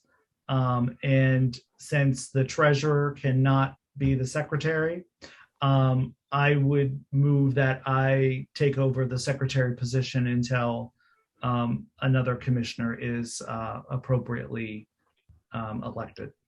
Second. And all those in favor? Awesome, terrific. So 2 of 2 voting in favor of that. So I will send a letter to the office of ANC, and hopefully that won't take a whole spin of, oh, you need to redo the bank, you need to redo this. Would you like to place a small bet on that? Yeah, I know, absolutely. Okay, well, I have no other items of business. Hold on one second. There was one item of business in the chat. I'm sorry. Is Becky still on? No. I think she's gone. I don't see Becky anymore. Update on the pedestrian signals at 7th and F Street. I wasn't aware there was an issue at 7th and F, but I will just check on that to see what that is. And there was a question about the grants program, which I did answer that. Yeah, you did answer in the box there. We are, just to let folks know, we are going to be needing a minute taker starting in July. Our current individual who prepares our minutes are no longer able to do that after July. Laura is going to law school, not back to law school. She's going to law school. So she's not able to continue. So we'll be putting out some information, looking for someone to do that moving forward with that. So just to keep that in mind, and you'll see some announcements about that coming up. If there's no other agenda items, do I have a motion to adjourn? Motion to adjourn. Awesome. And all those in favor? Did Ellie move?